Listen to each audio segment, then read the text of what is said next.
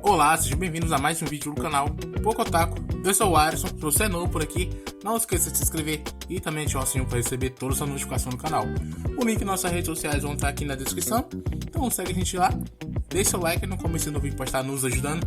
E no vídeo de hoje, nós vamos estar finalmente iniciando com Jujutsu aqui no canal. E a gente vai começar com tudo, com o Gojo já chegando em Shibuya e a luta começando no máximo. Então, vamos começar com o tão aguardado arco de Shibuya. Depois de descobrirmos que o traidor dos feiticeiros era o Mekamaru e ele tem uma batalha insana contra o Mahito e acabar falecendo ali, uma barreira misteriosa surge no distrito de Shibuya, no dia do Halloween. E essa barreira faz com que nenhuma pessoa possa entrar ou sair daquele local. Uma pessoa, exceto Satoru Gojo. Ele é o único que consegue atravessar essa barreira. Então, ele foi convocado para resolver esse problema. Chegando em Shibuya, o Gojo ele começa a analisar o local e ele percebe que há uma segunda cortina prendendo as pessoas na parte subterrânea do local. E ele sabe exatamente o que as maldições estão querendo. E mesmo assim, ele resolve ir para brincar um pouco com eles. Mas antes que podemos prosseguir um pouco mais, vamos até o Itadori, que está completamente indignado porque o Gojo foi sozinho e que deveria ter pelo menos alguém para acompanhar ele. E a Mei fala que é exatamente por isso que eles estão indo para Shibuya, para servir de suporte. E a relação dela com o seu irmão é no mínimo muito suspeita. A Mei ela recebe uma ligação e ela diz para o Itadori que eles têm mudança de planos, porque desceram outra cortina na estação de Meiji e eles têm que ir até lá agora. Ela fala que vai correr e é pro Itadori acompanhar ela. Voltando para Shibuya, o Gojo acaba encontrando o Jogo, a Hanami e o Chozo. E eles já estavam ali preparados, só esperando pelo Gojo chegar. E o Gojo diz para eles que, dessa vez, eles não vão ter desculpa para quando perderem. Então vemos uma das ajudantes explicando para Mei e para o Itadori que tem uma cortina cobrindo toda a estação subterrânea de metrô, que mantém as pessoas presas, e uma outra dentro dela, na estação de trem do 5º subsolo, que impede que os feiticeiros entrem. Ela também fala que as maldições que levantavam essa barreira devem estar entre as duas, para fortalecer elas. Além disso, entre as barreiras também há vários humanos modificados. E o Itadori ele já fica puto só de ouvir que tem aqueles humanos ali. E os três seguem para investigar. E a Mei já utiliza os seus corvos para observar os inimigos. E depois de uma boa observada, ela tem uma ideia de quem vão enfrentar. E ela pergunta para o Itadori se ele prefere enfrentar vários humanos modificados muito fracos ou um espírito amaldiçoado forte.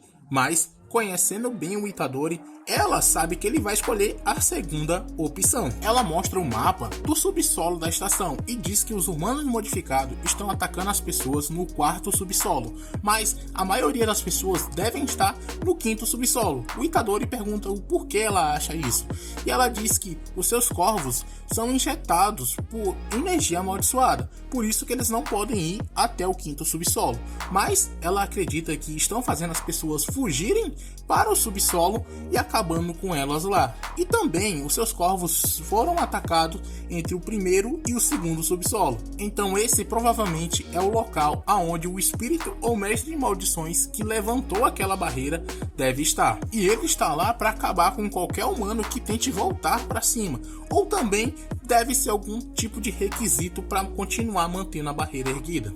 O Itadori pergunta se aquela maldição está lá embaixo e a Mei diz que não pode ter certeza, porque os seus corvos foram mortos antes que ela pudesse saber quem era o inimigo. Mas, julgando pela presença dos humanos modificados, ele deve estar sim lá embaixo. Ela também fala que não gosta de dividir as suas forças, mas se eles ficarem perdendo tempo ali, as pessoas no 4º subsolo serão mortas. E a Mei diz que ela e o seu irmão vão pegar a saída 7 e ir em direção aos civis para resgatar eles. E o Itadori vai ter que se virar sozinho. Mas se as coisas ficarem complicadas para ele, é só ele ir até aonde ela está, que eles podem dar um jeito nisso. Mas o que a Mei realmente quer é que quando os dois se reencontrem novamente, tudo já esteja resolvido. O Itadori fala para ela não se preocupar, porque ele não vai perder de jeito nenhum. E logo que ele desce, já dá de frente com uma maldição comendo uma pessoa. E o Itadori já fica com um olhar cheio de ódio no seu rosto por estar vendo aquilo dali. E aquela maldição, ela é inteligente o bastante para poder falar. E ela sabe que o Yuji é um feiticeiro Jujutsu. E o Itadori pergunta aonde está o espírito amaldiçoado com a cara costurada. A maldição diz que o Mahito tá lá embaixo e ela ficou ali para proteger a barreira. E essa foi a primeira vez que o Itadori ouviu o nome do Mahito. Mas saber o nome dele a essa altura do campeonato não faz diferença alguma para ele. O Itadori começa a se lembrar do Gojo falando para ele sobre as cortinas, que até mesmo uma pessoa muito forte não consegue fazer elas. Então ele começa a se perguntar se foi aquela maldição que criou as duas barreiras. Mas olhando melhor no local ali em volta, ele acha um objeto muito suspeito. E ele lembra da maldição falando que estava protegendo algo. E decide que vai quebrar aquele objeto. A maldição ainda tenta continuar conversando com o Itadori, mas ele já parte pra porrada, sem tempo pra nada, mete 2 socão na maldição e acabou-se. Aquela maldição começa a se levantar puta da vida perguntando se o Itadori não sabe quem ela é. E o Itadori diz que ela é uma maldição gafanhoto. E o gafanhoto ele fica em choque, porque o Itadori sabe quem ele é. Essa cena foi muito engraçada pra mim. Então, nos é explicado como os gafanhotos são uma praga sem igual que devasta tudo. E sim, isso eu sei. Até pouco tempo atrás tinha notícia nos jornais sobre enxames de gafanhoto devastando tudo. E devido a todo esse kit desgraçado dos gafanhotos, a humanidade passou a temer ele, fazendo assim aparecer um espírito amaldiçoado do gafanhoto. A maldição começa a atacar o Itadori e tudo na sua frente acaba sendo devorado. O Itadori entende que aquele é realmente um inimigo muito forte e para piorar, o bicho começa a voar e parte para cima dele, perseguindo o Itadori, atacando ele o tempo todo, e cabe ao Itadori ficar só desviando dos golpes, enquanto a maldição tá destruindo tudo atrás dele. Mas o Itadori percebe que ele não tem nada de especial, nenhum tipo de poder, então ele se aproxima do gafanhoto e os dois, na maior pose zona de Jojo, só me lembrou de Jojo, eles começam a trocar soco, o bicho voando na mão mesmo, e mesmo o bicho tendo 4 braços e seus olhos sendo muito melhores do que os dos humanos, ele apanha. E a pose que o Itadori fica depois de deixar o gafanhoto no chão é simplesmente muito foda. Essa cena foi muito berés, na moral. Ele se aproxima para acabar de vez com o gafanhoto e ele ainda tenta se defender cuspindo algo no Itadori. Mas o Itadori desvia e quando ele vai atacar o gafanhoto de vez, ele estica o seu abdômen na direção da cara do Itadori em uma cena muito errada de diversas formas. Essa cena foi bizarra, no mínimo, com aquela coisa zona gigante indo na direção da cara do Itadori. Foi bizarro. Mas, assim como o gafanhoto tinha o seu plano, o Itadori também tinha o dele. E ele vai e castra o bicho. E ali não tinha mais como, já era pro gafanhoto. E o Itadori vai e acaba com a cortina que o bicho estava protegendo. A Mei percebe que a cortina foi levantada e ela resolve esperar o Itadori ali, para os 3 irem junto até o 5º subsolo.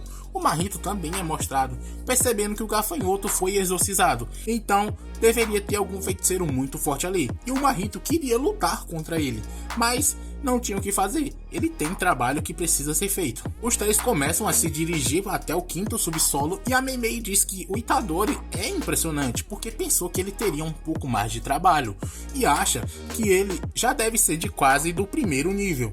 Ela também fala que desde o Kusakabe não vê alguém fazendo tanto sem usar um encantamento. E o Yuji acaba aceitando aquele elogio, mas porque o irmão da Mei forçou ele a aceitar. Voltando para o Gojo, a Hanami começa a fechar as saídas para prender o Gojo ali embaixo. Mas o Gojo diz para ela que não precisa fazer isso, porque ele não vai fugir. Até porque, se ele fugisse, os 3 matariam todos os humanos que tinham ali embaixo. E foi por isso que ele resolveu ir para lá, em todo caso, para salvar as pessoas. Mas o jogo diz que não importa se ele vai fugir ou não. Então ele vai e abre as portas daquela estação, fazendo com que várias pessoas caiam no trilho do trem. E essas pessoas vão servir de distração para o Gojo. E é mostrado o planejamento que eles fizeram para montar esse plano. E o Geto explica que quando tem um feiticeiro junto com o Satoru Gojo, acaba mais atrapalhando ele do que ajudando. Então seu poder máximo é resolvido sozinho. Por isso que eles resolveram cercar o Gojo de não feiticeiros para piorar essa situação. Então, finalmente a luta entre os quatro começa e as maldições já começam atacando e matando as pessoas que estavam em volta. E quando ela se aproxima para finalmente acertar o Gojo, novamente o Geto começa a explicar que o potencial mínimo da reversão de feitiço dele é o dobro da ampliação. Por isso será quase impossível usá-la sem atingir os não feiticeiros também. E ele sabe também que o Gojo não consegue utilizar o azul em potência máxima com todas aquelas pessoas cercando ele. E tudo isso foi montado para que o Gojo se concentre apenas em se defender e salvar as pessoas à sua volta. E voltando para o ataque, os dois estavam perto de acertar o Gojo, mas eles são parados pelo ilimitado. Então eles vão e ativam a ampliação de domínio. Mas o Gojo ele simplesmente teleporta de lá do meio dos dois. Então ele reaparece e diz que faz sentido isso, já que eles estão aliados com o mestre de maldições. E ele diz que a ampliação de domínio tem o mesmo princípio que do domínio simples, do novo estilo da sombra. Eles se cobrem com um domínio, mesmo perdendo o acerto garantido, eles garantem a neutralização de qualquer técnica. Então, com isso, eles conseguem acertar o Gojo, quebrando o ilimitado. E na reunião de planejamento, o Jogo pergunta sobre a expansão de domínio do Satoru, porque eles já conseguiram resolver o vermelho, o azul e o ilimitado, só faltava a bendita da expansão. O Geto diz que as únicas pessoas que não são afetadas por a expansão de domínio são o Gojo e quem ele estiver tocando. E se por acaso ele usar a sua expansão, as pessoas que estão ali em volta vão morrer. Então a possibilidade dele não usar é de 99%. Mas isso quer dizer que eles também não podem usar os seus domínios, porque se um grande número de pessoas morrerem, o Gojo pode desistir do restante e usar o seu próprio domínio. Em todo caso, eles precisam fazer o Gojo se concentrar apenas em se defender, protegendo a si mesmo e aos outros não feiticeiros. O Jogo vai e queima uma das pessoas porque o Satoru tinha fugido do ataque. Então, o Gojo diz que está surpreso, por eles acreditarem que podem vencer se o plano deles for apenas aquilo. E ele tira a sua venda. Então agora, o Gojo vai lutar no máximo. Ele vai levar aquela luta a sério. E agora vai ser perrengue para os maldições, porque eles têm que segurar o Gojo lutando no máximo por 20 minutos. A porradaria vai ser franca, meus amigos. Espero vocês no próximo episódio. Eu tô contando com vocês, vão estar aqui, eu tenho certeza. Deixa o like no finalzinho do vídeo se você ainda não deixou. Comentem o que você achou desse episódio. E assista nossos outros vídeos que vão estar passando aqui na tela nesse exato momento. Do mais, era só isso. Beijo na teta esquerda. Falou.